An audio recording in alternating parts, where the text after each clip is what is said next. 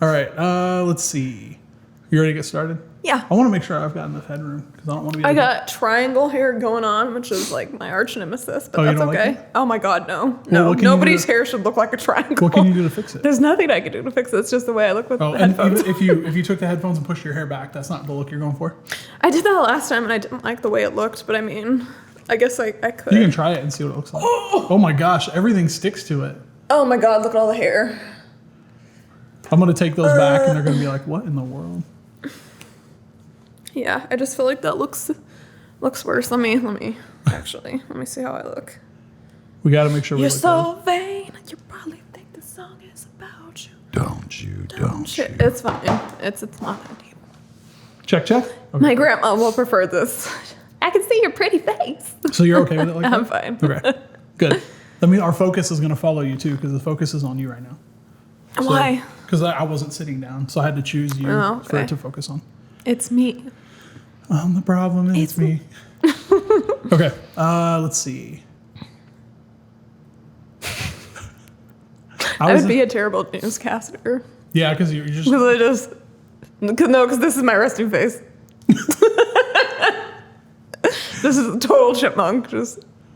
Like, yeah, but you're the chipmunk that's like, I'm about to get hit by a car. I know it. I know it's coming. Just tears. All right. I want to get started, but I need to know where to go because I had an idea of what to say and how to get into it, but I want to make sure I do it right. We'll see what time it is. Oh gosh. I mean, you could read the synopsis of the show. Yeah. Well, no, I meant like just getting into that, even into that part. As you can see, our background is different. Yeah, I was going to do something about that. I am moving. I'm here when you get Look at my here. huge DVD collection. Actually, you can't even see it. You can kind of see it. That's not it. Kind of. Yeah. We should take a guess at how many DVDs there is, and whoever gets closest to the number wins a prize. Win another sticker. You can get another octopus sticker. And if I win, I'll just, I don't know. I'll treat myself to a cookie or something. Which isn't really a treat because I eat a cookie almost every day, if I'm being honest, so. I have not eaten a cookie in a long time. Rob's being healthy. Yeah. Micah's being not. Being healthy sucks. Don't try it. Don't advise that. Just don't get a sugar addiction. Don't be raised in America and you'll do better. Yeah, just go live elsewhere. Yep. It's fine. Okay, so let's give this a shot. You ready? Yeah.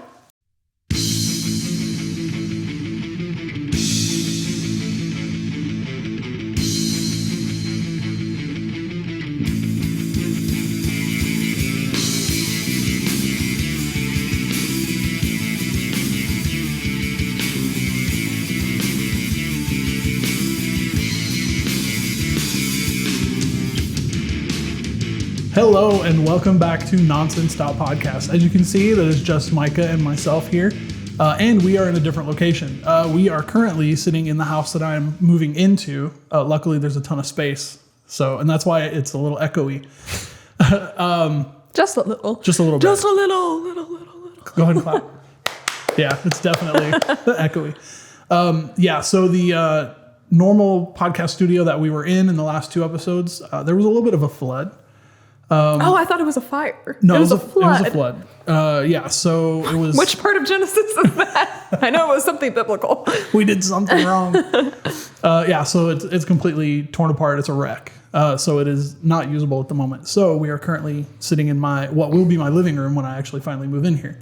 I have a little bit of stuff. I've got a bunch of DVDs and Blu-rays back here, and Mykah wants to try to guess how many there are. Actually, if anybody wants to play the game, they should be able to guess. We should count it, and if somebody gets it right, we can send them some kind of gift. Yeah, we'll send you a sticker. They can't see all of them though. So right? Yeah. No, we can put maybe we can put a shot. Yeah, we'll of put it a shot up on the screen, and you can tell us how many there are. Well, no, they're just going to count them.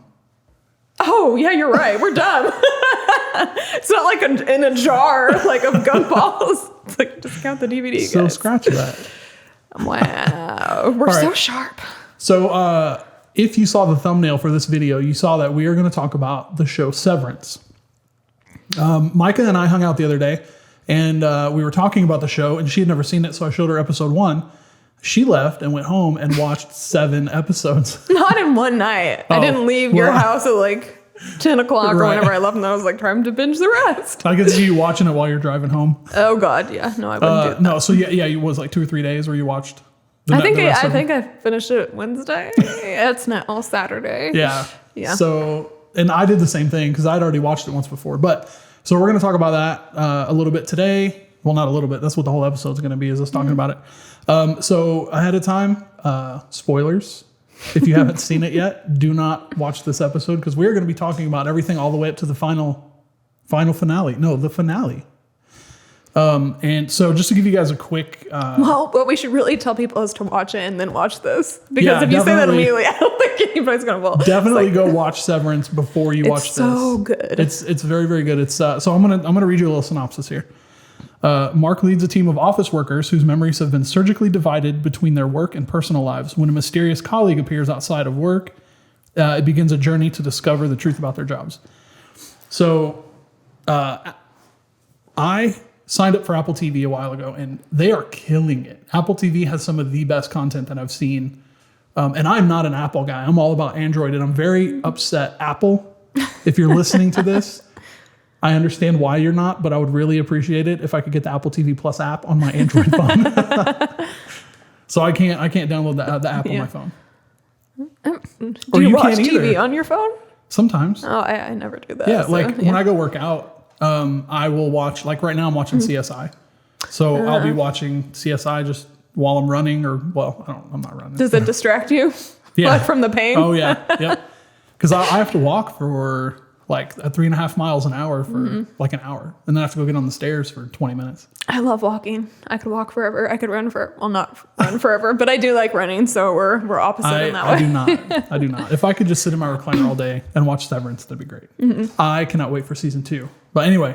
When does season 2 come out? So they're working on it right now. I read some stuff that said possibly 2023 or 2024. So oh, man. Those are really the only options unless it's later. I hope it's 2023. Yeah, me too. Jesus. I hope it's like next week. Yeah. But I don't think that's going to right. I don't even know if production's even started yet. They're probably just still writing. Interesting tidbit. The show was written by Ben Stiller. Or created by him. Oh, okay. I think it was created by or directed by him. Okay, so what's the difference between something saying written by or created by? So the creator is the person who like brings the idea. It's the concept. Yeah, they bring the idea to. Okay, but they aren't necessarily the writer or even in the writer's room. Possibly, yeah. And I think I'm pretty sure he directed some of the episodes. Did because it's such a great idea. I'm like Ben Stiller, like the goofy. That's Zoolander. Like, what is he coming up with this great idea? That was one of the things that I was going to bring up to you. I was going to bring it up and be like, so you were very surprised that Ben Stiller. Because my mom was surprised when she saw it on the TV. Stiller? I was like, Ben Stiller. I did the same thing when I came up. I was like, wait a minute, what? Like Night at the Museum? What? I mean, that movie's it's enjoyable, but it's kind of dumb. Right. And the show is anti-dumb, so yeah, it's like so smart and psychological, and there's so many little bits and pieces to it. It's just like, and that kind of goes to show how little we know about like actual actors and like what they're into. Because like you hear about musicians and stuff, and you find out that like one of them won a Nobel Prize, and you're like, what? Like a dude that plays guitar, like metal music, won a freaking Nobel Prize. Like, what is happening? And it's not for anything music related. It'll be like, oh, and he went to Yale and he did this, and then you're like, oh. Or he's like in a Black Sabbath or whatever, and he's like, yeah, he writes children's books. Yeah. So this says Ben Stiller produced and directed 6 episodes of Severance. Interesting. But so who directed the other 3? I couldn't tell you. Google has that answer, but I do not have it on my screen currently. Okay. But it does say that Ben Stiller said that The Office influenced the creation of Severance, which, if you think about it, kind of, it's like, imagine if The Office was like Black Mirror. There's like a YouTube video of somebody that made The Office like a horror movie. I saw that. As like Michael Scott is like a complete like sociopath killer, which he is kind of a sociopath, I think, realistically. He's a little narcissistic. I don't know if he's sociopath. Yeah, maybe not a sociopath. Yeah, maybe more of a narcissist. And just like, I don't know if he has like BPD, like borderline personality disorder, but he's He's all over the place. Yeah. He doesn't have control over his emotions. But yeah, I saw that trailer of somebody who made the horror version of The Office. And this is kind of, when you think about it, actually, you're right. It's like a horror version of The Office. Or not, well, maybe not horror, but like definitely like a Black Mirror kind of like. It's very Black Mirror. This is the way technology could go. I think that's why I like it so much, because I adore Black Mirror. Like I love Black Mirror. I'll go back and watch episodes just over and over and over again because I love it so much.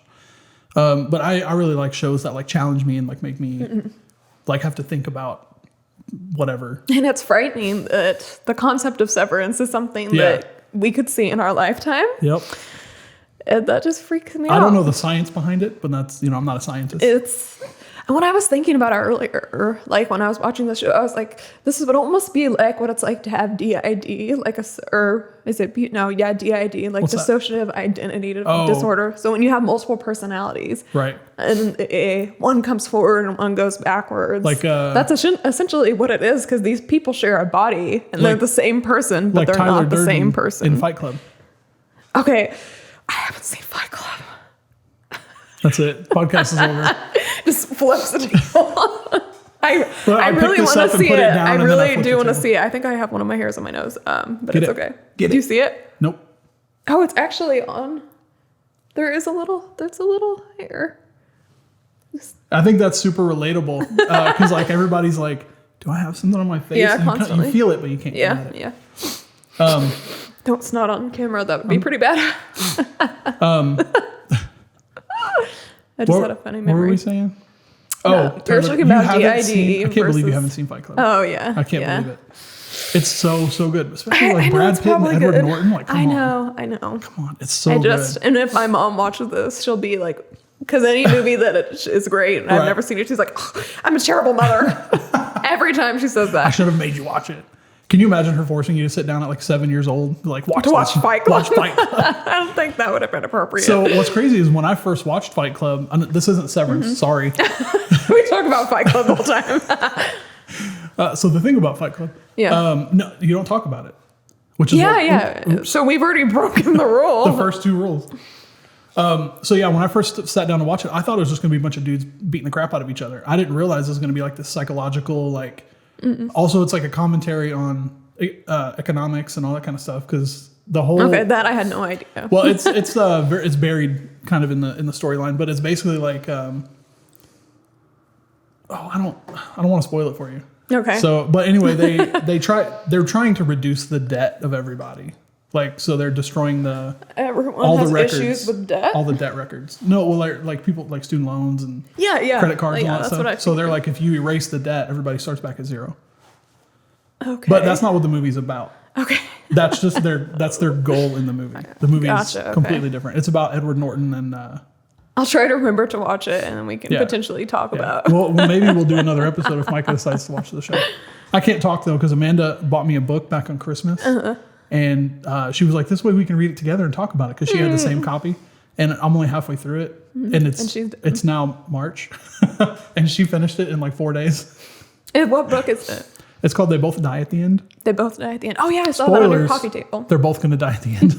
Something. I just have that feeling, that intuition when you start a book and you're like, I think they're both going to die. Right. Yeah, no, yeah, it's on my coffee table. You saw it. Yeah, I did. Okay, so Severance. I feel like you need to explain the concept, because I'll do my best. Okay. I'll try to help. if they haven't seen the show, they shouldn't be watching this. Yeah. You hear that? Yeah. If you're still watching this, and you haven't seen the show, if we tell them the concept, they might be compelled to watch it, because it's a very interesting concept. Good point. So that's why I asked her to be on the podcast. Okay. So there's this company called Lumen. I'm not going to try to get too deep into it because that'll take a long time. But there's this company called Lumen, and they have the technology to basically separate your work life from your personal life. And when you get in the elevator to go down into the basement and onto the severed floor, your memories switch. It's like you turn off your outside memories and turn on your inside memories, like your outie. They call them outies and innies. Like a belly button. Right. Ben Stiller had to have fun with that. He's like, yep, outies and innies, got it. That might not have been his idea, though. It could have been somebody completely different. But anyway, so when you go down the elevator, your your outside memories get turned off, your personal life ones, and your work memories get turned on. Not turned on, but you know what I mean. They get activated. Basically, that part of you can never leave work. Right, and that's one of the things all you do is work. They talk about that in the show. So when if you're in work mode and you get into the elevator and you go up, the next thing your work memories remember is you coming back down the elevator, so you don't ever leave. There's one part where one of the characters comes in and she goes, "So it's tomorrow now?" And he's like, "No, that was the weekend." And she goes, "A whole weekend happened?" So they don't even know that, you know. And whenever you're inside, you don't know what's going on the outside. So you don't know if you have a family. You don't know if you are married. Yeah, you have no memories of your life. Anything. You're like a test tube baby. There's no memories. As soon as they implant that chip in that starts turning your memories off, you become a brand new being, essentially. And one of the characters even says, "I'm only 107 hours old." And I was like, holy crap. I literally just got the chills just talking about it. But all that stuff is so I love people who can think like that. Yeah. But anyway, so that's it. And they start hating their lives, essentially, because they're like, we got to get out of here. What's going on the outside? It's the way I kind of think of it is you get in the elevator, you get injected with anesthesia and you wake up and it's time for you to go to work again. Like you don't get to decompress. It's just work. So that can't possibly be healthy. I mean, everybody's brain has to shut off. Right. So there is a part where Mark, one of the main character, he says, don't focus on sleep since we never get to sleep. Just focus on the effects of sleep. Sometimes you can come in and feel rejuvenated. You can feel like happy or whatever, well rested. Like imagine you actually went somewhere because you did, your body did, but the person that you are in the workforce didn't actually. Right. Yeah. You just got turned off and on. Right. And then the outside person, when you go into work, you literally get in the elevator and it starts going down. And then the next thing you know, you're coming back up and it's 6 p.m. Yeah, so you didn't have to work. You never have to work again, essentially, when you think about it. Your body you receive works, a paycheck and you lose 8 hours a day. And that's it. Yeah. Unless you, I think it's worth it though. Yeah. Like when I was reading about, or when you were talking about the show, I'm like, oh, that'd be great. I would love to not have to work and then you another watch the day show in my and life. You're like, nope, never I'm mind. like, oh no, I'd be torturing another part of myself, and that's terrible and selfish. And what's crazy is they pull the same thing that they do for every show everywhere. Is they always they end each episode on a cliffhanger, and you're like, man, I need to go to bed because I got to work in the morning, and now I want to watch another hour-long episode. But yeah, man, I'm telling you, Apple TV is killing it. They've got like so many shows that are so freaking good. I just saw one the other day called I forgot what it's called. The Jetsons one? No, that's Hello Tomorrow. Hello Tomorrow. And that one's already out. But no, this one's it's like The Expandables or something. I don't remember. The Expandables? No, that's not it at all. It's EX something. I don't remember what it's called. Anyway, so they've got a bunch of the huge, great catalog of stuff to watch. So I guess if you want spoilers from here on, be prepared. So what kind of stuff do you have? Like, what are you thinking about for the episode? Like, what kind of stuff caught your eye? What did you want to talk about? Oh my gosh, it depends on what episode you want to talk about. We started at the beginning and just work our way through. Yeah, I mean, the beginning of the first episode, you see like a redheaded, like 30-year-old woman. You find out she's 30 in the episode. It's not like you're like, that's a 30-year-old. Yeah. She's asleep on a table. She wakes up on a table. Right. So imagine you went to work at a new job. And the next thing you know, you're waking up as if you'd been under anesthesia. Right. But actually, no, because her very first memory is of her waking up on the table. She doesn't know that she went to work. Yeah. No, she doesn't. She doesn't know that she went to work. I have that issue too because I'll watch one of them coming up the elevator or going up the stairs or whatever. It's hard to keep track. Oh yeah, they don't know that what just happened. She's a new being. She doesn't know her name. Yeah, she doesn't know how old she is, if she has a family. So when you hear those first couple of questions that he asks, you're like, because he's like, what? I don't remember what they are exactly, but he's like, what's your mother's name or something like that. She's like, I don't know. Yeah. And then she's there's disturbed like, what's your by name? The fact that she's like, oh my God, I don't know. But then they're like, name any state. And she's like, Delaware. And it's like, what do these questions have to do with anything? Yeah, you're trying to piece together what's happening. So that's what I love about those shows is because like later on, you're like, oh, I get it. And that makes perfect sense now. But yeah, so she wakes up on a table. She is getting questions. She throws the little speaker box at Adam Scott, who is Mark S. Yeah, in Mark's the show. face. And then I like how they switch it. They show her whole interaction, and then they cut back to later when Mark gets his promotion, and then he is inside. Because whenever you hear him asking the questions on the speaker box, it sounds like he's confident, he knows what he's doing. Right. But then you go into the room as him and Irving, and he's just like, he's reading off a script. yeah. And then Irving's like, I think you skipped the preamble. That dude, man, I want to hit him because he's that guy in the office that's like, you have to follow all the rules. Yeah. Oh man. But eventually the tide turns and he's like, what does he say? Oh, let's burn this place to the ground. Yeah. That was great. That was satisfying. Yeah. That's like, what is that, episode 8 or something? Yeah. But yeah, so let me see what happens. So she wakes up on the table and she's hostile. Yeah. Her personality is obviously, she is not the kind of person that takes any crap. She's not docile. She's like, where am I? Get me out of here. She's banging on the door, shaking the door, and they're on the other side of the door reading the script like, oh my God. Yeah, because he was like, she's not supposed to do that. Yeah. It's like, well, you can't assume what people are going to do. Right. It hits so different by the end of the series when you get to know who she really is. Right. So I remember when I watched it as the episodes were coming out. Mm-hmm. So I saw episode 8, and then I had to wait for episode 9. At the end of episode 8, when they flip the switches, right before they do, they're doing like really quick cuts between them, and you see Helly standing at some kind of party, and I was like, she looks different. Her hair's God, that's one. Her hair's different. Her makeup's different. Right. The way she holds her posture is different. Right. So speaking of that, whenever she was watching the video of herself, like her dialect and the way she pronounced words were very different. Yeah. So I thought that was such a cool little detail about the show, like the way that they paid attention to that kind of stuff, because they would be different. Yeah, they'd be completely different people. But yeah, so I had to look around after episode 8 ended. I went on Reddit and I started reading everybody's thoughts and theories about it. And somebody was like, I think Helly was at the Lumen party, and that sounded weird. Instead of lemon party, it's a lumen party. Yeah, it is lumen. No, lemon party's it's a thing. Oh God, yeah, I've heard about it. Yeah, it's not that. She's at the lumen. The Lumen employee extravaganza or whatever it was, where they're talking about her being a severed worker, and I was like, I had to go rewatch it because I missed that shot. When was that? At the end of episode 8. Yeah. Yeah, I missed that too, obviously, because I thought it happened in 9. Yeah, it's like they're cycling through the shots of everybody.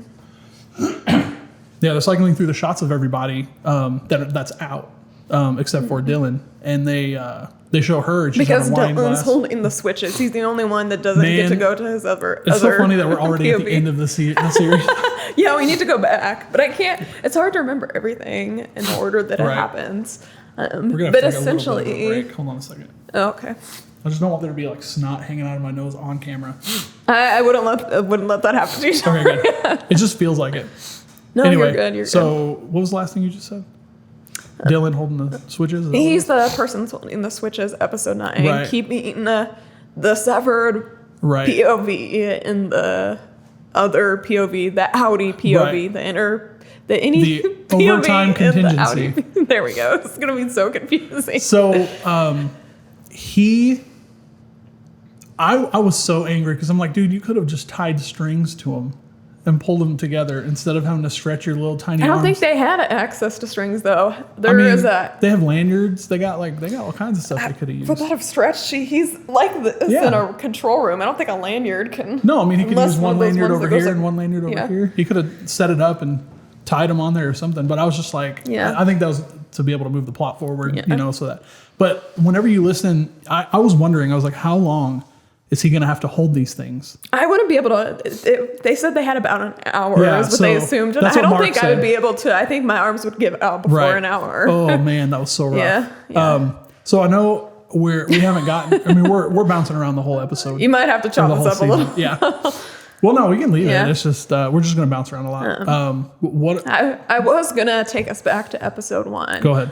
Essentially, Helly doesn't want to be there. She hates being here. She doesn't accept the fact that her Audi has put her in this position. Right. And she's mad about it. And she's pissed. Like she's PO'd. She basically does everything in her power to get out of there. Yep. She goes to, I don't know if, what is Miss Cobell? Is she like, she's like just the manager of that department? Yeah, it seems like it. And what is the name of the severed department? floor. The severed department. But they're not the only people that are severed. Macro data refinement. Macro data refinement, which is what they do, which is essentially this job that they do that she doesn't want to do is just a big computer screen, and it's like a computer that looks like it's from the 80s, because we didn't have computers then. Yeah, we did. Did we? In the 80s? Okay, see, I wasn't born, so don't judge me.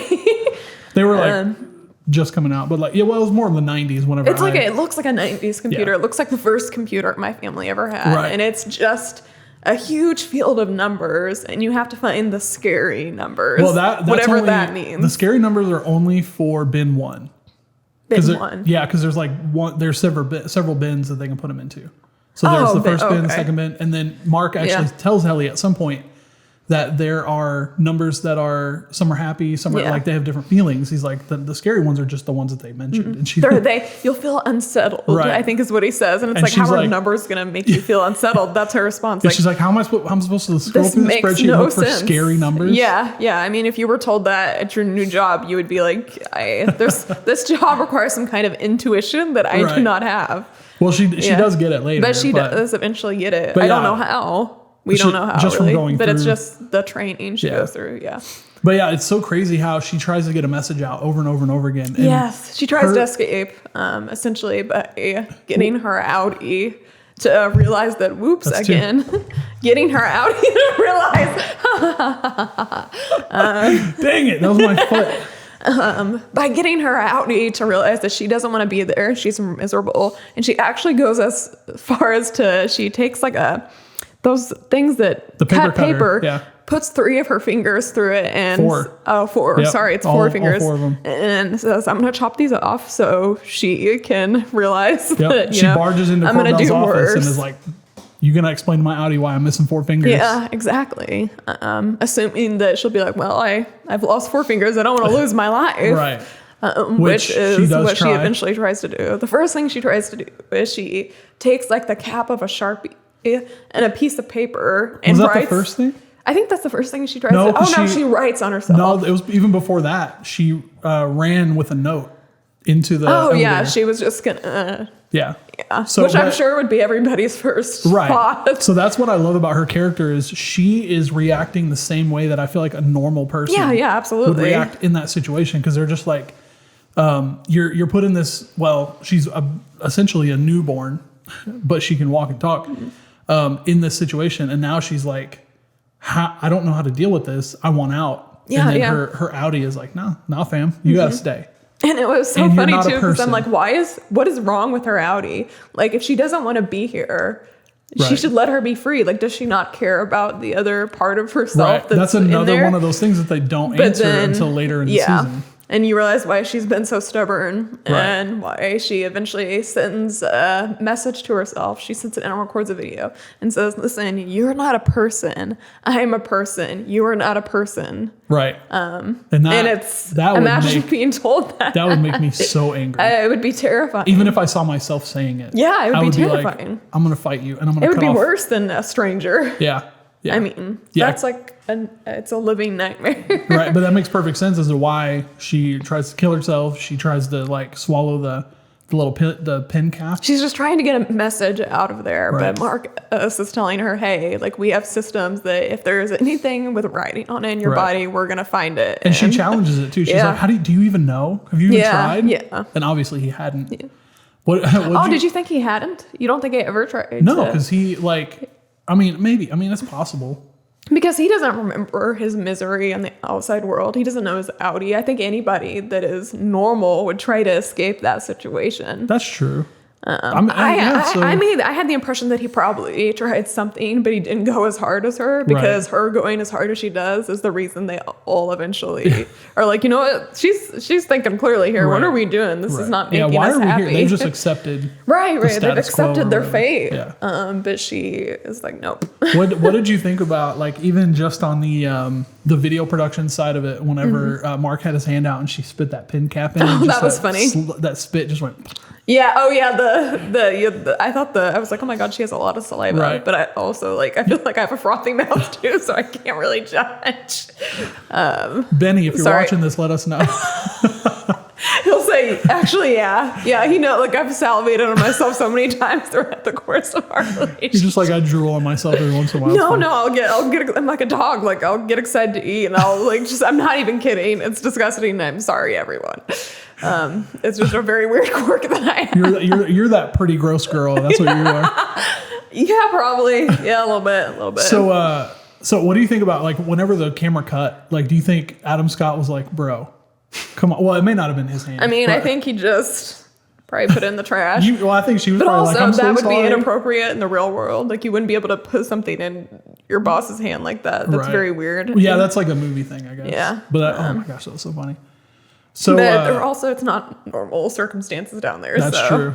That's true. Well, yeah, they are all newborns too. Yeah. And you can kind of tell, with the way that they talk to each other, and the fact that Dylan is obsessed with getting these little achievements, finger traps and caricatures Dylan's and stuff. I know Irvine's the guy in the office that wants to be the overachiever. There's 4 people in a cubicle, and if you've seen the show, you've watched this, Right. but it's Mykah S, Dylan, Irvine, and then Heliar. Right. It's funny too that they do their names like that, because that's how you do it in grade school. Yeah.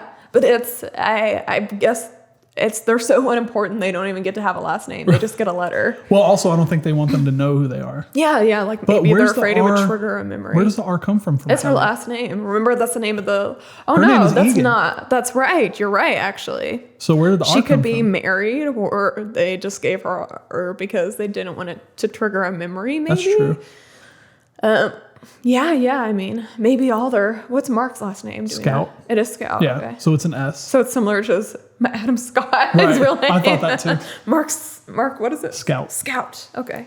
It's kind of. I thought about And that too. Adam when I was watching Scott's it. acting is superb in this show. Yeah, It's the best I've ever seen him. Even the way he holds his mouth, and Yeah. I said to the Yeah, I was gonna is mention that. different. He He has purses his lips. He has this way he's holds himself and his face that is not Adam Scott. It is Right. very much the character that you almost forget who Adam Scott is. I mean, he's an excellent actor. Yeah, he did a great Yeah. job, and it's so funny watching him in that, and then you see him in Parks and Rec. Yeah. Is it I Parks mean, and Rec? these are completely opposite roles. Yeah. Yeah. I love watching actors Yeah. with that kind of diversity. And Yeah. Diversity? I mean, it's. Whatever the word is. range. Yeah, whatever it is. Yeah. All right, so where did they go from there? We've got.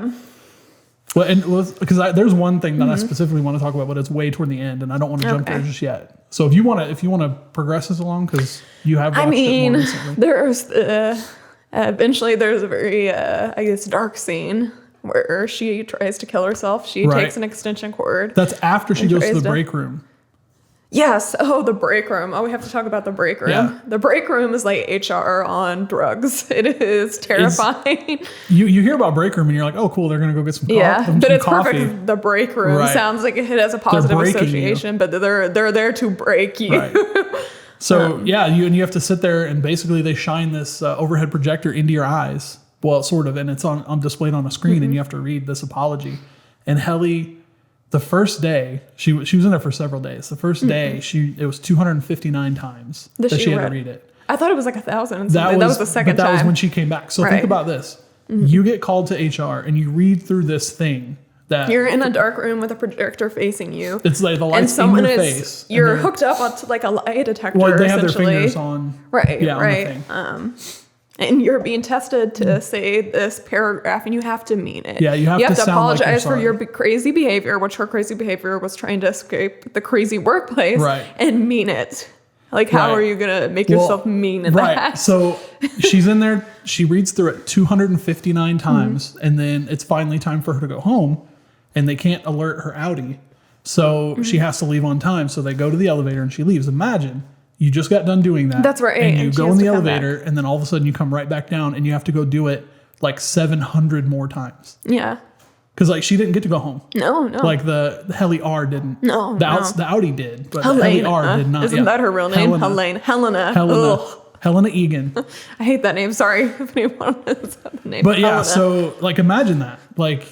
Now you have to come back literally minutes later in your memory, and you Then have to go do through it 1,000 times. Yeah. Just imagine reading a paragraph 1,000 times, the same paragraph over and over. I mean, it would be burned and you into have your to mean brain. it. Yeah, and actually, she does recite it. Yeah, At the end when she's of looking in the show. mirror, she recites it, which is I thought was very interesting. The fact that she chose to recite that because it's like she's about to do something bad, so she had to like forgive herself for it. Well, she's talking to Helena in the real world when she's saying that. Oh, I see. I didn't even catch that. Oh yeah, I mean That's she's good. saying, "Oh my God, forgive who I really am outside of being severed." I mean, Okay. she's like full like. I like that. Yeah, That's good. yeah. That's Yeah. I mean, and then her dad comes in, yeah. which again we're at the end of the episode now. But yeah, so the episode where she does try to kill herself, I like how they put the warning at the beginning, where they're like, "This depicts self-harm." Basically, just telling you, "Hey, be careful." Yeah, So yeah. she- It's not a show that I would recommend if you're going through anything super serious right Right. now. It's Yeah. dark. It's Right. a little depressing, but it's a super amazing concept. Yeah, that's true. Yeah. yeah, because she tries to hang herself with an extension cord. Yeah, in the elevator. elevator. So essentially, she Oh, would. and while it's going up, Right, So when right, she so- wakes up, and that as her she does Audi, wake up as her right, Audi and realizes that her innie is trying to end her life. Right.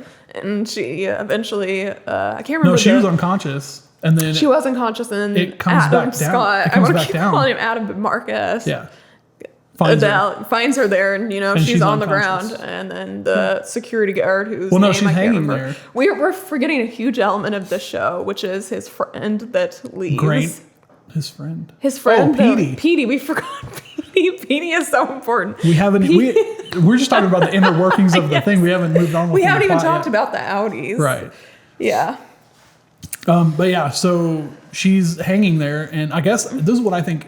It's been a minute since I've seen it, but the elevator goes up. Helly wakes up, or Helena wakes up, Helena. and yeah. then it comes back down because Mark finds her. Yeah. And he's panicked because Right. his new employee that he's training is Hanging could be herself. dead. Yeah, and then Grainer shows up. Who is the security guard, Right. pushes Mark into the elevator, says, you have Yeah. to go up, and he's panicked Oh, on the yeah. verge of tears. And then you see the change when the split happens, Yep. and he's now his Audi again. That is and he's another- fine, has no memory of what just happened. He's just it's another day of work, and he's off to go home and get drunk because he's miserable. That's what he does. Yeah. Well, and he's miserable because his wife died. Yes, in a which car is accident. an important data. But yeah, so I think that was another bit Yeah. Mm-hmm. of Adam Scott's incredible acting. Adam, if you're watching this, I appreciate you. Yeah. You're such a That would good be actor. amazing. That'd be incredible if you watched this. We'll tag him on Twitter. I don't think we have a Twitter. He might not even have a Twitter. We do. We have a Twitter. Yeah, he might not. I feel like he's cooler than that. Right. So speaking of all the social media stuff, subscribe to all of them, and do that. Yeah, thing. yeah. I mean, there's no other way to know when we're producing content and putting it out. So, Right. and don't Yeah. you miss us? Don't you want to see these faces? Right. Yeah, because it's been a minute since we've posted an episode. Probably been about a month, I think. Right now, and then God knows when this. No, will come out. I was actually adding on sometime. Okay. Hopefully. But yeah, so that was incredible when he. Oh, and then he comes woke up. back down, and he's straight into the panic right, again right. because no time has passed. Right, the next and day. he would The next day. expect if you go up in an elevator and right back down, you would expect that scene to be in chaos. Right. But she's gone, and he's still panicked, so Right. he's like going to find her, like, oh my God, what happened last night? Right, and then Yeah. what is it? Is it Corbell and Millicek are both there? Yeah. They are standing at the elevator because they know he's going to be panicked. Right. That's such a crazy thing to think yeah. about, though, because it was literally seconds for him Yeah. from when he went up and came back down, and they did such a good job because when he went back down, he did that same change where he was like normal and The all of a sudden shots he's panicked. of it's the lens, I'm assuming, changing of how their it's- faces. It's called change. a dolly zoom, I think is A what it dolly is. So what they zoom. do is they move the camera in, but they zoom out. It makes them look so different, though. Right. It really makes them look like different people. Yeah, because it changes the shape of their face. Right. But that's a cool little effect that you can do. Like you move the camera physically closer, and you zoom out, or you can move it back and zoom in. It's just got to be the opposite of whatever. Right. And that's what causes that to happen, and it just looks really cool. Yeah. So, Cobell. Cobell or Corbell? I don't remember. I've been saying Cobell. It's I thought it was a a B. B. Is it a B? Miss Yeah. Cobell. And Okay. you actually see her name because. And we also, the viewer assumes she is severed. Well, no. I think there's a hint at the end of the first episode. Miss Cobell, who is Mrs. It's Cobell. I was saying it wrong. Oh, it is Cobell? Cobell. Cobell. I was saying Cobell for some reason. Okay. The first episode, you learn that she and Marcus are neighbors in the Audi world, Right. which is weird. You're like, it's a weird And coincidence she's a because they're both completely severed. different person. And she's this hippie woman who's not the uptight corporate a-hole Right. that she is on the Right. show. She's, oh, hi, Mark. She almost has a southern accent. A completely different person. Right. Like her hair is kind of curly. I Yep. mean, and she runs like some kind of shop Yeah, where she yeah. sells things, and she makes some cookies and takes them over to him, and she keeps putting her recycling bin in Mark's yeah, spot. she's almost like So they her had- mental Right. state is not good. You almost think she's like a really old lady or she has some kind of mental right, disability. and that Yeah. Yeah. it got me. It completely fooled me to It think. did until the end of the first episode, I Right, would assume. right. No. Because there's this scene at the end of the first episode where she tells him goodnight and her face goes from like just death stare, like she hates him. I don't remember And at what point I realized that she wasn't. Oh, severed. I remembered it. I think you probably remember me saying at the end of the first episode, I was like, wait, is she not actually? Because her face, she looks like something fucking Right. happened there. Because that's like the last shot, I think, of the first episode is her face changing when he Right. goes back into his house. Because she's becoming Miss Cobell. It's Miss Cobell. She's not Right. actually severed. Right. Like you think everybody at the company is supposed to be severed. You realize they're not. Right. Yeah, her Yeah. or Grainer or we don't see Milacek outside, but I assume he's not severed. No, either. he's not severed, remember? Because at one point he goes to visit Dylan. Oh, that's right. Yeah. That's right. I don't think any of the upper staff is severed. Right, and there's yeah. only 3 of them. Yeah, yeah. In that whole Essentially, entire building. yeah, in that department, that is. All right. Yeah. What is up with the goats?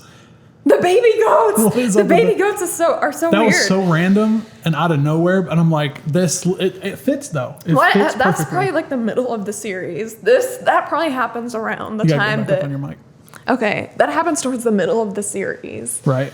I'm trying to think what leads them. It's Helly and Mark. Kelly and Mark are doing a walk. They're like just a going health for walk. a health walk together, Right. like trying to get her back because she had just tried to kill herself. Right. Well, what he really wanted to do was he took her out and he took her into another department that was still covered in plastic and they hadn't been opened yet, and he wanted to give her the map that Petey drew, which we still haven't talked about Petey yet. So Who the that heck is Petey? because Mark had shredded it, and then he was going to give it to her to be like, hey, here's something you can do. You can help me map the building. So that's- that tells us too that Mark is also a little unsettled in his Right. life, his any life. Yeah, he's like, well, especially since she came in and she's starting to open up Right, his right. eyes. Everybody's like, you know what we are doing is completely insane. We don't even know. They don't know what those numbers do, what Right. they mean. They have different theories. One of them thinks they're like pulling like bombs out of the ocean. Like Oh, no, Dylan they're- said yeah, they're something cleaning like trash that. out of They're the cleaning ocean. trash out of the ocean by doing that. That's Dylan. Yeah, just silly, and they think it's like post-apocalyptic out there. Yeah. and that's why the severed process exists because they're miserable up there, and Right. this is the only time they have peace. But in fact, it's completely the It's opposite. normal. Yeah, it's normal Yeah. upstairs. But yeah, those goats. It came out of nowhere, and I'm like, They're on a walk, yeah, and you hear and they're in an this, office. "Eh." Yeah, It sounds. I thought it was actually a baby at first. That was my first inclination that it was a baby, and then I was like, you know what? That actually sounds like those goat videos. And then lo and behold, they stumble upon this an guy in a lab office. coat. yeah, sitting in an office with baby goats, like 20 or Yeah. so of them, and he's like, feeding them milk. and he's like, they're not ready yet. Yeah, you can't take he thinks them. they've come to take the goats. It's very weird. It's completely unexplained, and, And you still then have no you don't hear context anything by the about end it. of this. You don't hear anything else about it. Yeah, I don't know. That is, it's really weird. The only thing I could think is they're doing like some severed processes on the baby goats. Oh, that's not bad. That could, but could be a it's thing. like if they're still testing lab rats per se, why have they already done it to humans? right. I don't know. It has to. I'm assuming they'll touch on that again. I hope so. But if not, that'd just be really weird and random. And I guess it's supposed to make us laugh or give us some kind of peace. And then in what is it? Optics and design. They're making like watering cans, but it looks like they're being 3D printed. Right. And the day before they had made hatchets or whatever. Yeah. Like what? It's weird. None of it Oh, and seems like it would. those cards with the dude like doing some kind of twist Yeah. movement, and then Milicic. That's why he went to Dylan's Yeah. house. So if you have watched the episode, hopefully, or the series, hopefully you have, and you're not this far into this episode. Yeah, the Dylan gets the overtime contingency where they end up opening or waking him up at home. Yeah. And then that's where Milicic gives him, he's like, where's the card? What'd you do with the card? Yeah. And then that's when Dylan meets his son that as his innie self doesn't know. It's the first time his innie has woken up in the outside world. So you live in an office, all you know is your office, and you wake up and you're in a closet surrounded by clothes. Right. He's like, are these my clothes? A kid busts in the door. He's like, Daddy. And you're like, oh my God, I'm in the Audi body, Right. or I'm in the Audi's world. Right. It would be so weird. I mean, it'd be unsettling. Well, because even whenever they finally do go to optics and design, there's like 7 people in there. And what was it? Helly is like, this is the most amount of people I've ever seen. Yeah. And I'm like, there's only like 10, that's only 10 people, 11 people. And like, but if thinking about it, because you, as a person in the outside world, we don't have any. We're like, that doesn't make, it doesn't even cross your mind that that's a thing. Because that literally is the most amount of people she's ever seen.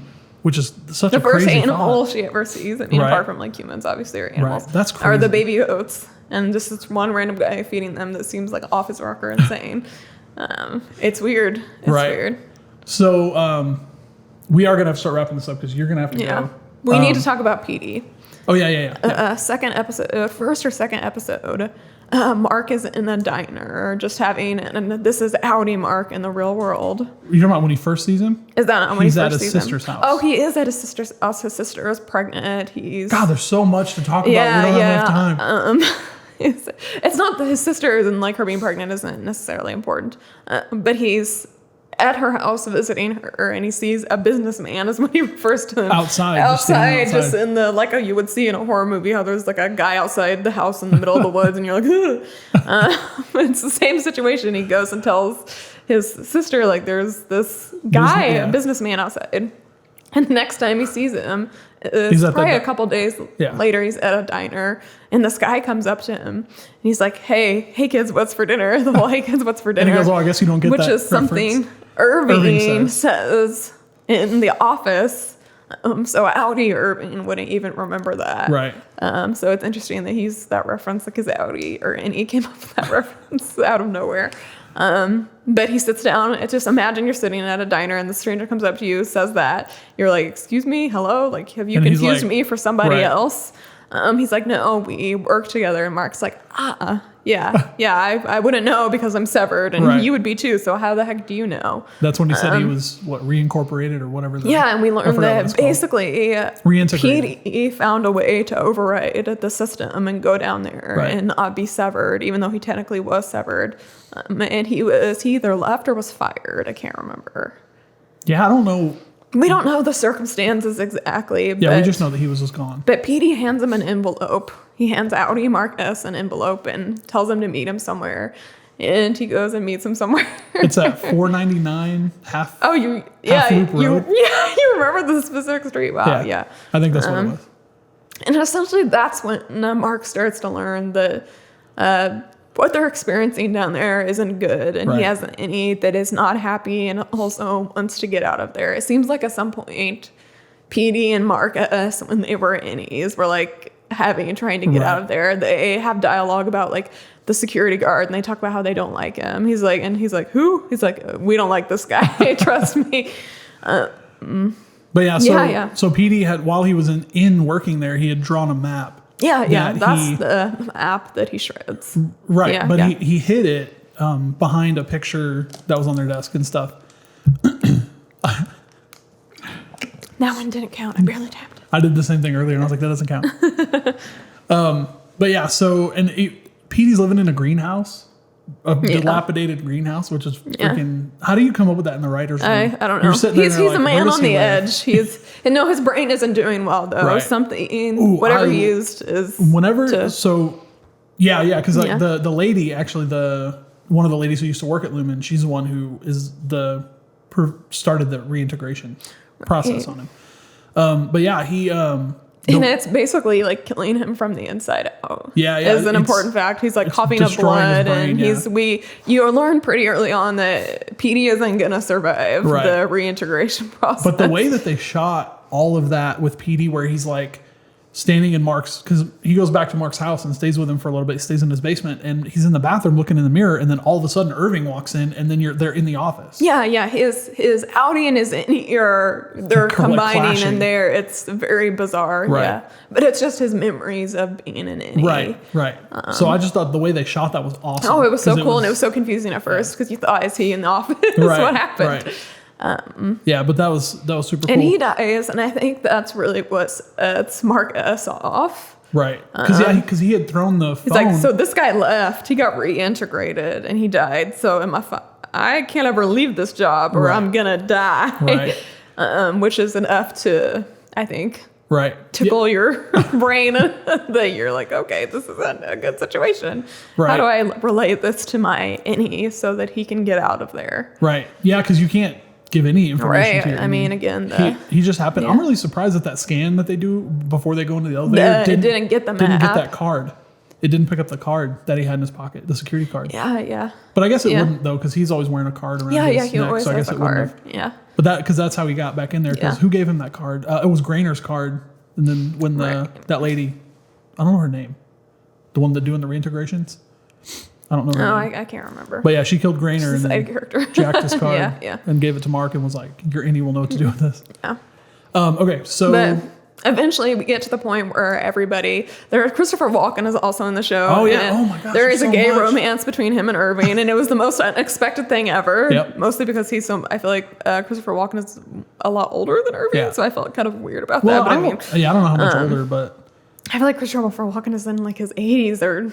I feel like he's so old, and Irving's probably like maybe in his 60s. So since we're toward the end of this whole thing, we're not going to be able to cover everything because there's so much in the show. But what about that waffle party? Oh my God, yeah, that was interesting. That's like a reward. Yeah. To Dylan. Because he met his quota 100%. the fastest. Yeah, you get 100%. Okay. Well, no, they all met their quota. They all got it. But Mark chose him to get the waffle party because they were like, who do you want to give it to? And Mark said Dylan, and then Cobell was like, you could choose yourself. And he's like, nope, Dylan earned it. He's done a great job. But then he goes into the perpetuity wing and he sits down and he's got these waffles. And I'm going to tell you, it's like they simulate a life for him. Damn it. They like simulate a life for him. Like he walks into this room and there's a house built. He sits down. It's like all dark and very dingy, which is like, this wouldn't be pleasant it's dark for them. and moody, yeah. Yeah, and he has blueberry waffles, right? Like in front I don't know if of it was him. blueberry, but some kind of waffles. Yeah. But yeah, so I'm going to tell you this. And he enjoys his waffles. That's his treat for me to 100%. For 2 months, I've been eating fish and chicken and those waffles. And then they went to the waffles and I was like, oh my God. That looks those so look good. So good. But they actually don't. They look really sad. Oh, they look like sad waffles? They look sad to me, yeah. I was really surprised. It was like a single waffle, too. No, it was three. It was three. It was a stack of 3 waffles. And then they had like a whole thing of butter that you could have used. And and there's writing on the plates. Yeah, I remember. Go to the creator's bed now or something like that. Which is Mr. Egan. Before we get there, I was really surprised that he didn't put more syrup on it. Like looking at Dylan and then looking at me, I would have murdered that thing with syrup. Yeah. All over. I mean, his taste buds might not be acquainted to like the sugar that his real self is. He's a little baby. But yeah, then he goes to the bed and there's a mask of Keir Egan sitting there, and he puts the mask on, and then all these women start coming out like dressed in other masks and dancing around. It's super weird. Yeah, I'm like, what in the world is happening? That's another one of these things that I have no idea what the purpose of this is. Well, if you look at some of the artwork, weird satanic ritual. right. But if you look at some of the artwork, it kind of mimics that. Yeah, but then I think there was a dude that came out too, so it was like really? 3 chicks and a guy. Interesting. And then they did this little dance for him, and then by the time they realized what's going on, he's already bolted. Right. Yeah. Because they have at this point they've come up with a plan for their outies to get in their innie bodies. Right. I thought it was super sweet because, like, whenever Milicic gives Dylan a gift that he has chosen himself, and if you, throughout the episode or throughout the season, you see Mark with his little Allentown little head, the little laser cut glass head. hologram thing. Dylan, yeah, I heard that too. I don't know what that was. Dylan gets he gets a gift, and you just see the box, and when he opens it, they don't show it. But then whenever he's in the security office, like getting set up, he pulls it out of the box and he sets it up there, and it's the photo of all 4 of them, which I thought was super sweet. No, because Dylan, you don't see him as being like the cautious, or the not sentimental, the sentimental like team player kind of guy. He's like seems like he's kind of out for himself. But yeah, I thought that was a really sweet moment. But I was thinking about this earlier. This is not doing anything to do with that, but like, what do you think the names of all the files have to do with anything? Because there's like Sienna, Tumwater, the names of the files. I think they're previous people that have been severed. That was, my That's first not a inclination. bad idea. Because like, what are they? Is that how they're? I also have another memories? crazy concept that this is where I think the show is gonna go. Yeah, let's go. I think Predictions for season 2. I don't know if this will happen in season 2, but this is something I would suggest if I was in the writer's room. There's no reason there can only be like 2 versions of you in the severed process. Right. There could be 50. Oh. And it could be like a crazy experiment. I think it's called DJ Party or Kill the DJ is the name From of the Black episode Mirror? from Kill the Black DJ, Mirror. yeah. It's the same concept as that, kind of like there's multiple versions of these couples and they're trying to see if they're going to find their way back to Right. each other. I'm like, maybe something similar is going on here and there's going to be multiple severations, if that's a word, severings of Right. these characters that we're following. That's cool. That's such a good Because then idea. it becomes even harder for them to get to the outie. Right. Because they could go from one innie to another innie to another innie. That would be nuts. Yeah. Or They could get crazy. maybe it's not those 4 or anybody who works on the severed floor, but maybe there is another group that actually does that. Yeah. Speaking of that, Miss Casey, Miss Casey in HR. she doesn't get an outie.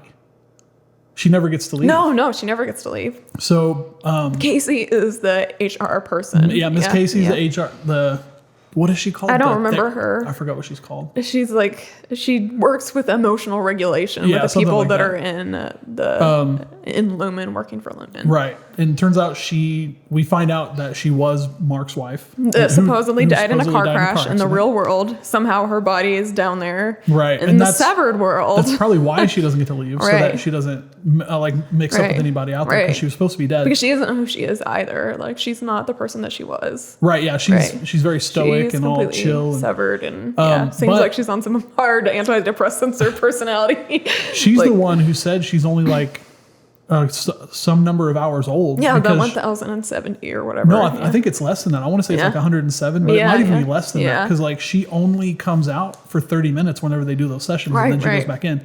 She went down to the testing floor, which is this is something that got me.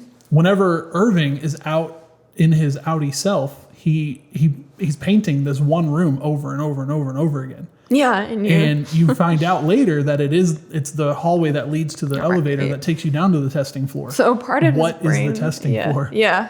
But yeah, part of his And he brain. has a memory of it. Yeah. That alone proves that there's some kind of seepage from your Right. outie to your But that's innie. when he wakes up too, is when whenever Milicek tackles Dylan, so he stops holding the switches open.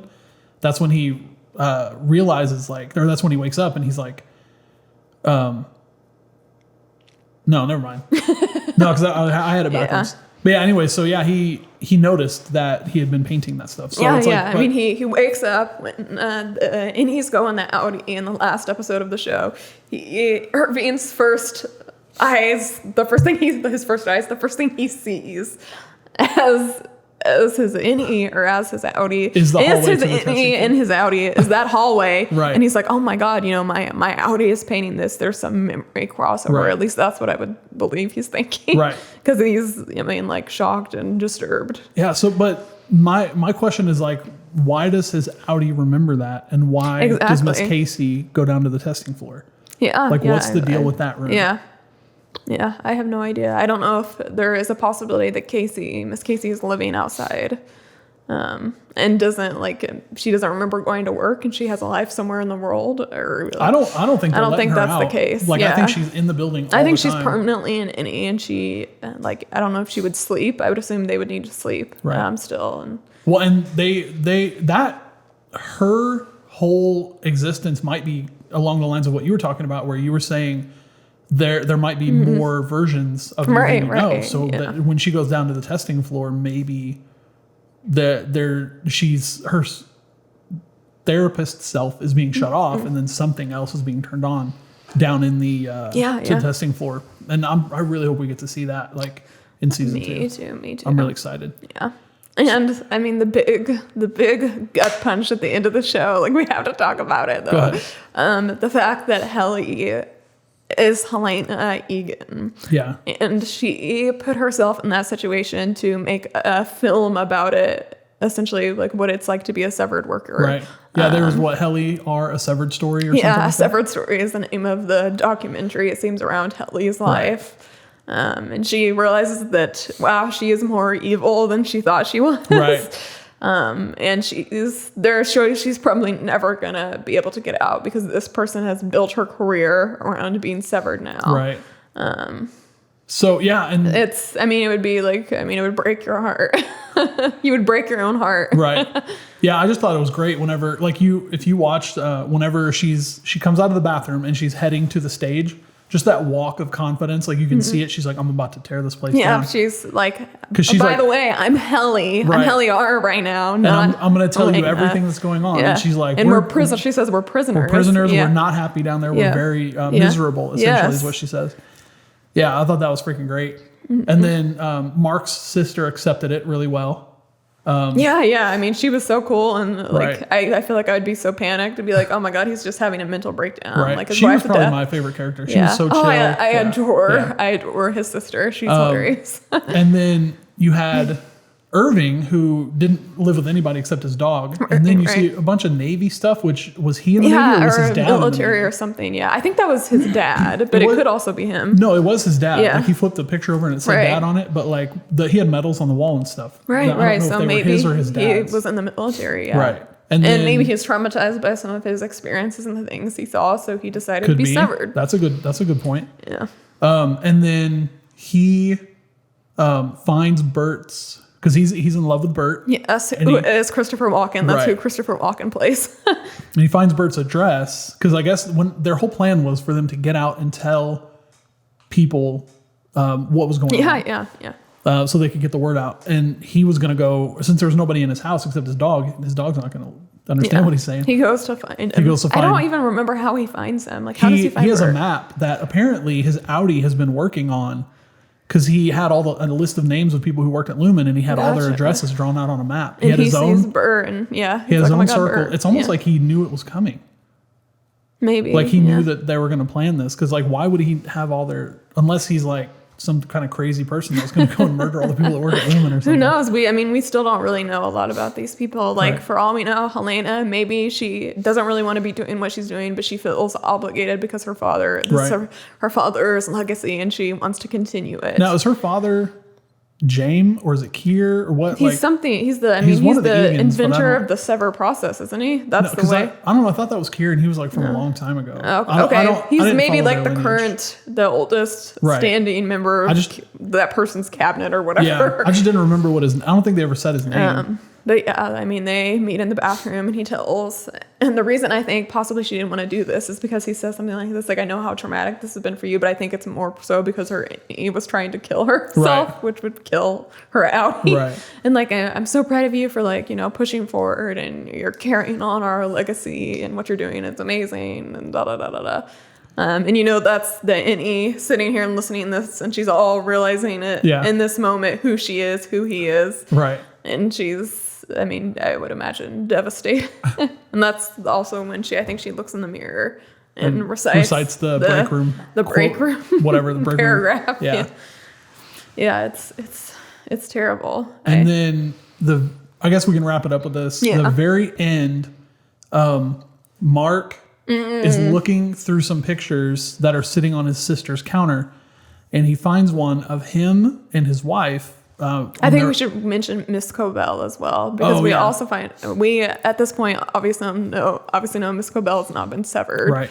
And she has a different name in the real world, and that she's at the party, and he calls her by her name in Lumen, and that's how she knows that Mark S is Mark S and not Mark Scout, right? And Yeah, she's so- like, oh crap. Yeah, her name is Harmony It's a Cobell. yeah.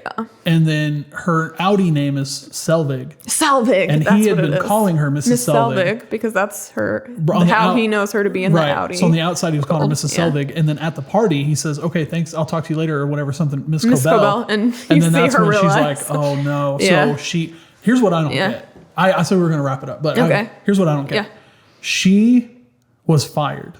Cobell was fired. She that's her life's passion though. It seems like she wants maybe she wants to be reinstated. That's why she cares. But she was so mad. She was telling Mark to quit, like because Mark was talking about his Audi was talking about quitting, and she's like she gave him a hug and she's like, she "You didn't want that to definitely should." happen. No, she said you should quit. Oh, okay. She told him that. Did she? Okay. Yeah. For some reason, I thought she like absolutely did not want that to happen. And then I thought 'Cause she she stole seemed panicked when he told her that. Like, what did you say? Did you mean what you said about quitting?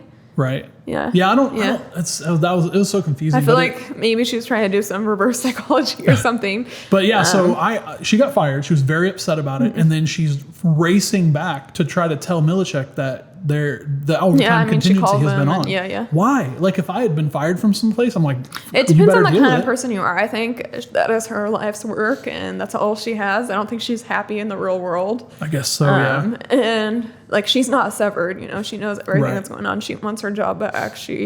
I think she wants to be reinstated, and she's finding a way to redeem herself. That might be it. She's just trying to be like, if I do this, oh no, she's Yeah. like, I'm gonna fix this like I fix everything. Yeah, so Harmony Cobell, Right. or Selvig, whichever Right. is her real last name. Oh, and we also need to talk about the fact that she has a daughter who died. Oh, I totally forgot about that. Yeah, so she had a shrine in her house Very dedicated to weird, yeah. dedicated to Lumen Yeah. or to Kier or the Egans or Yeah, whatever. yeah. Because she had all the 9 core principles up on her walls, and she had a whole shrine, and in it was her daughter's medical bracelet and her like some kind of oxygen like breathing apparatus or whatever. But yeah, so we don't know anything about that. Right. So now we got to find that out. But There's anyway, so much so to to know. wrap it up, the last thing that happens is Mark is looking through these pictures and At his sister's house, yeah. on her dresser or whatever. And what's going on at that? They're at a party together for. Yeah, it was this will get into a whole other thing because okay. Rickon wrote the book that got smuggled into the building. Yeah. So her husband, we'll just say like her husband's book, they're having a get together for the book. Right. Her husband is a prolific author. Yeah, and he's very eccentric. Yes, and he's very eccentric. I adore him though. He's so great. Yeah.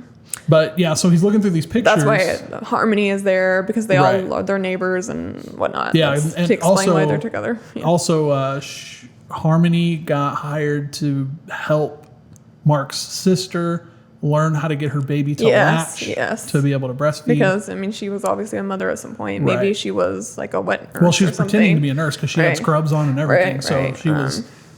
I think she was just trying to pretend just to get closer. To Yeah. Find She out seems what's to have going some on. kind of obsession with Mark for Yeah, sure. some kind of motive to find out Yeah, what's going on yeah. there. But anyway, yeah. So Mark is looking through They're these at the- pictures and he finds a picture of him and his wife, and he's still in his any form on the outside world, and he finds a picture of him and his wife, and he And his wife runs away.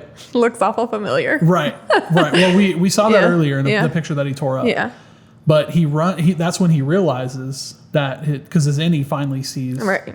Miss Casey, Is- who is his wife, and he runs out to tell his sister. He's like, she's alive, and I'm Yeah. 99% sure that is the last thing you see on the whole entire series. If I'm wrong, Yeah, I can't remember. I could be wrong. The last thing I just remember, I think if I remember correctly, I think Helly is the last shot in the series, but that could be wrong. Yeah, I don't remember. Anyway, that's the last thing you really see with Mark. yeah. Also, we thought that Miss Cobell stole the baby. Oh yeah, But but she she was- didn't she was because she responsible rushes out of there and left it because in another room.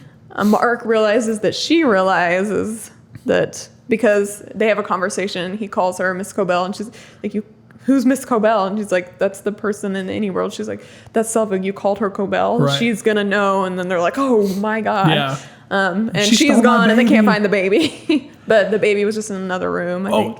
Just a little tidbit that the dude that went in there that was walking around with Mark that grabbed the baby, he's like, you hear him when he's walking out, he's like, I found the baby. I did it all by myself. I found the baby. When actually Mark found the baby. Oh, really? Yeah. Oh, and yeah, he was- yeah, you're I right. don't- But, so that kind of stuff yeah. is like, it's not really Yeah. necessary to the plot, right. but like, it tells you something about yeah, the characters. because that character now has a lot of depth. He's Yeah. very narcissistic. Right. And all that Which kind I of think stuff. from their first interaction, I didn't like that character. Like a lot of the blonde at the dinner table that was being like very rude about the Severed process. Yeah. I mean, like, Right. yeah, didn't like her either. All right. Do you have anything else you want to talk about? Because you gotta go. I mean, I have my theories for what's gonna happen in season 2. Oh, yeah. It's like, Do you want to share some of them? I mean, it's just the one I mentioned. Like, I think there's gonna be multiple. I keep saying severations, but I don't know if that's a word. It is now. Sounds good in my head. I think that could be something that they do. I don't know what they're gonna do. The world now knows, or way too many people know. At that party, she stood up on a huge stage and said, "We're prisoners." So there's probably like at least. Like, I know you think 200 I'm people. Helena, but I'm actually Heliar. I've crossed out of the downstairs, is what they call it. And I'm here, and I'm miserable, and you guys like should not be supporting this. Right.